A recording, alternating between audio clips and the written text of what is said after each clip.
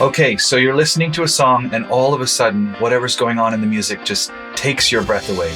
Or maybe something just hits home and makes you think back to a moment long ago. Or maybe think of what's to come.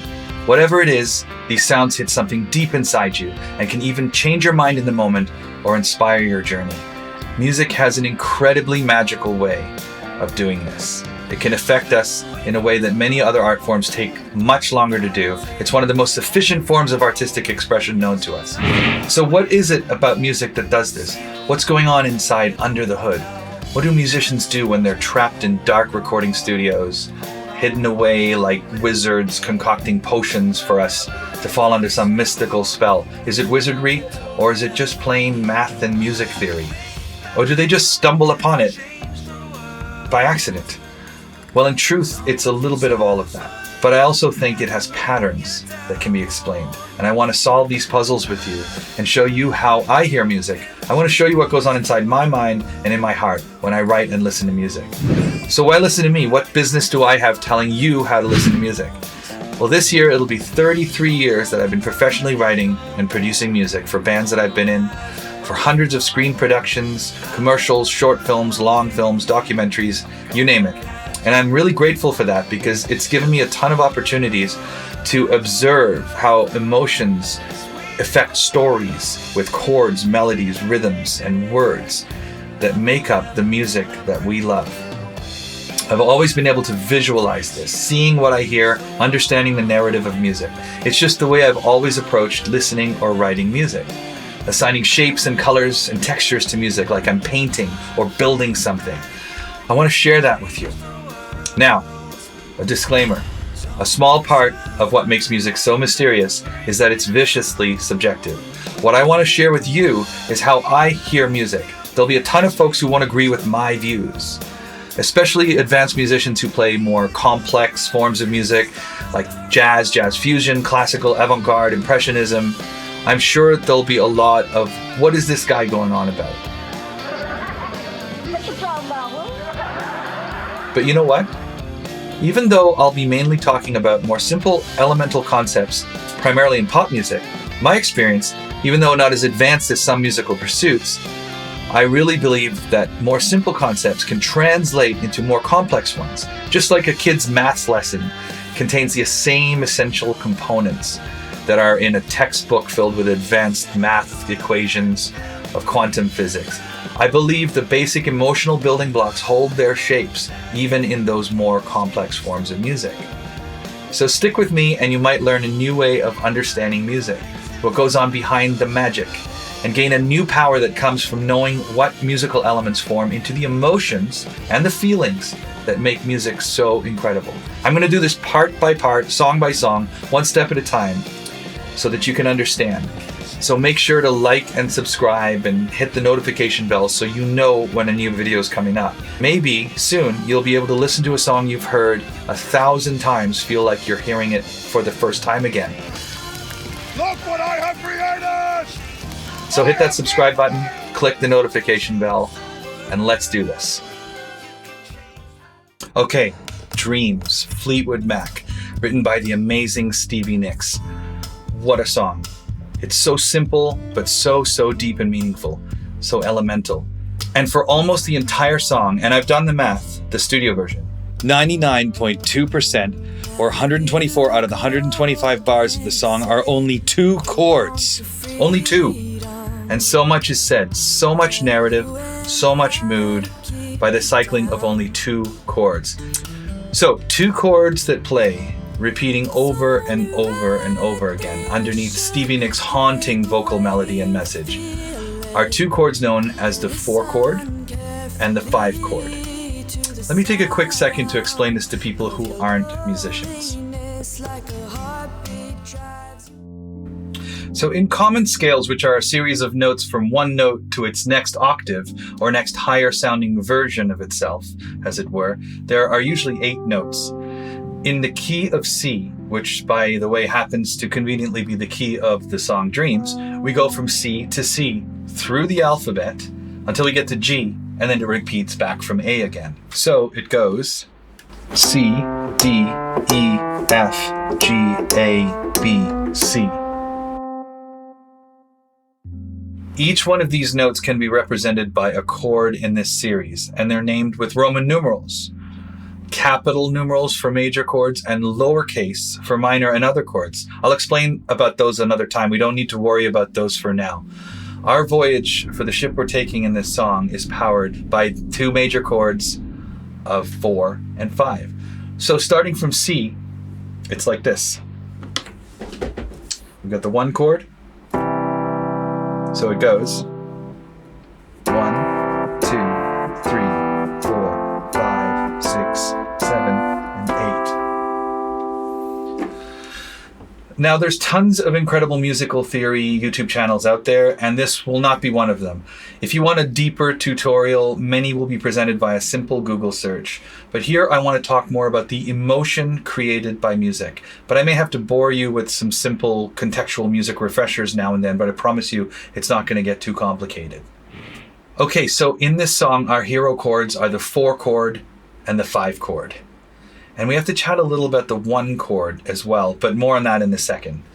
Okay, so these 2 chords, very common chords, have to me some really unique qualities, distinct from each other and all the other chords. Let's start with the 4 chord.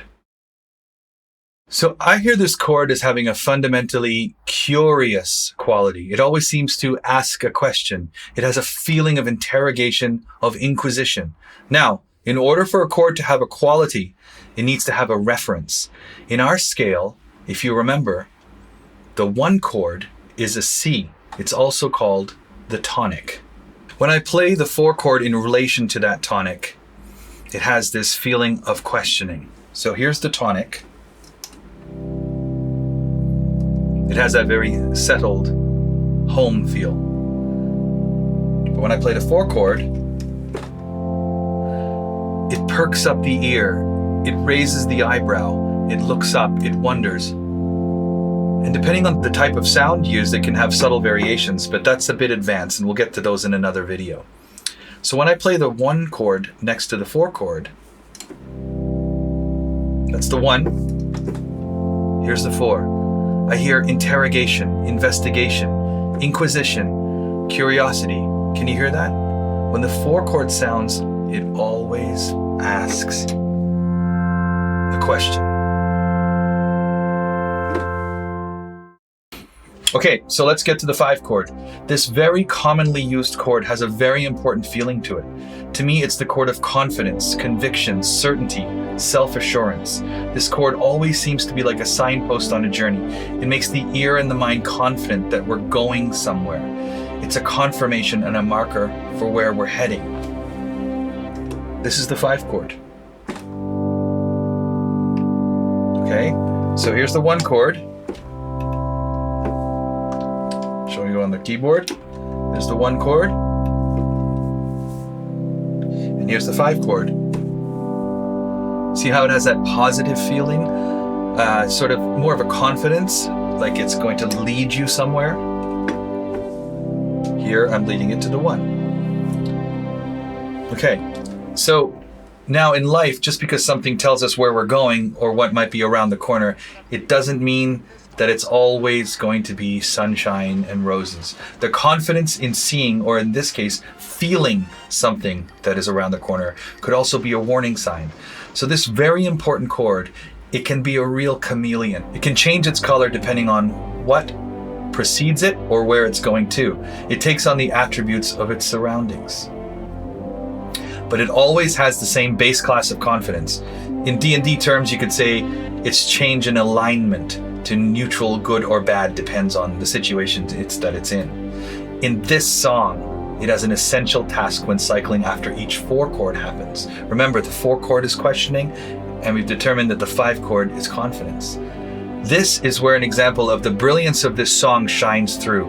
You see, this song is set in the dying embers of a relationship. It's written from the heart of someone who's asking the question, do you really want your freedom? Are you really going to do this to us? Because the lyric beautifully states, you say you want your freedom, and a heartbeat drives you mad in the stillness of remembering what you had and what you lost. It's a threat.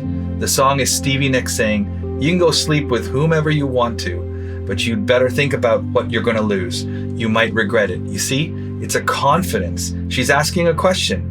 pleading with her partner to reconsider their need to go wandering off with someone else. But she's confident in her question. She's threatening that she will not stick around if it happens. She'll be gone, and she's sure of it, and she's sure he'll regret it. It's dark, it's pure, it's depressing, but it's still confidence with a profound sadness. So this cycling of these two chords is absolutely brilliant. Whether or not Stevie Nicks did this on purpose, I'm not sure, but it doesn't matter. It's genius. So we have the 4 chord and the 5 chord pulsing every 2 bars. By the way, bars are divisions of time that denote a cycle of rhythm. I'll dive more deeply into that in another video, but for now, all we need to know is that every 2 bars, these 2 hero chords of ours keep repeating. So here we have John McVie's bass line pulsing along with Mick Fleetwood's churning drum pattern. And they form this pulse, this alluring, smooth, and slippery tunnel that draws us into a hypnotic state of question, enveloping us in a reflective mirror-like glassy contemplation of question and assurance. Question and assurance. Do you want to do this? Are you sure? Because if you do, you know what will happen. Okay, so now there's more, important more. In the arrangement of this song, certain notes are heard that affect these chords to help create the support for the lyrics. And they add more intensity to the emotions that are inherent in this chord pattern. In music theory, it's called adding an extension to the chord.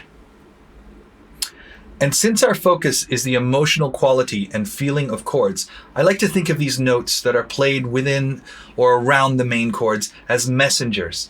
They come sailing in from the ether, swooping from the sky, and flying in formation next to our hero chords. And they add context, or they add spice and sparkle, sometimes excitement, or even more sadness, or contemplation, or happiness, or relaxation. Whatever it is, they can do so many things, and they are very dependent on what's happening around them. So to be a bit more clear, let's think of 2 scenes: midday sun and sunset. If we think of clouds during a midday sun on a nice warm summer day, they are lit well and have a white, fluffy, gentle look to them. And on that same day during a beautiful sunset, those same clouds might have a darker tone to them, sometimes picking up new beauty from the change of light from the sun. Oranges, pinks, reds, same clouds, different light. So in the same way, these drifting notes that fly by on our song can have a different feeling depending on the chord structure that's underneath them, just like the sunset makes the cloud look pink. The questioning and the confidence of the cycling 4 and 5 chords will affect the message of our messenger notes. Lindsey Buckingham, founder, guitarist, and songwriter in Fleetwood Mac, plays these lonely little guitar lines throughout the song. And each of these little parts, or figures as we call them in music, adds a certain feeling to the underlying sentiment of the chord. Let's hear them.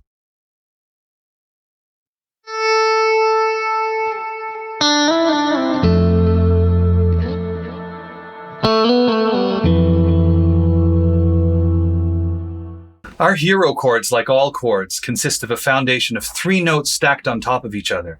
This fundamental bass structure of every chord is known as a triad. So in R2, the 4 and the 5 chord, in this key of this song, the notes are F, A, and C for our 4 chord, and G, B, and D for our 5 chord.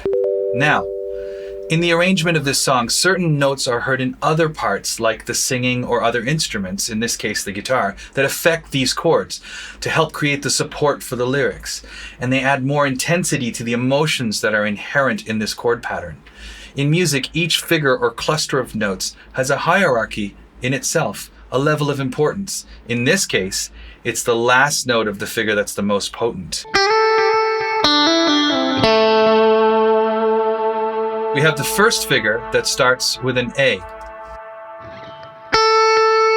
The 6th note in the scale is known as a 6th, and the last note of the figure is also a 6th, an octave lower. And when the 4 chord is heard for the second time, Lindsey plays a different figure. This time it lands on the E, which is the 3rd note in the scale. of C. This gives our 4 chord a very sad feeling, because in this song, the 4 chord has the note F as its root, its home, its foundation. And E and F are right next to each other on the scale. Neighbors that don't often speak to each other when they're close. They tend to rub each other uncomfortably, and they tend to destroy each other. They kind of wreck the tonality of the neighboring note. And that's known as a second. Listen to this. You've got an F, and here's an E. And now together, you hear that uncomfortable nature? Being so close, they clash, and each note deteriorates as a result, creating this tense, uneasy feeling. So when these messengers sail by, they add a discomfort to the 4 chord, making it plead and making it uncomfortable, which adds to the mood of these chords. When we play the figure on top of our pulsing hero chords, it almost makes the mood shiver. Have a listen now.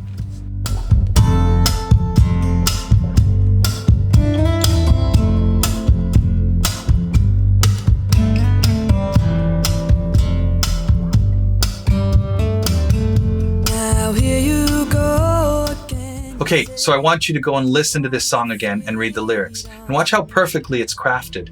And in the end, the alchemy of these chords and lyrics will be something you will learn how to listen for, and it'll become second nature to you as you take this journey with me. So I hope you've enjoyed the video. Please make sure to like and subscribe and share, and hit the notification bell. Your support means a ton. So until next time, keep shaking the tree, and you never know what might fall your way. Bye, everyone. Like a heartbeat drives you mad in the stillness of remembering what you had.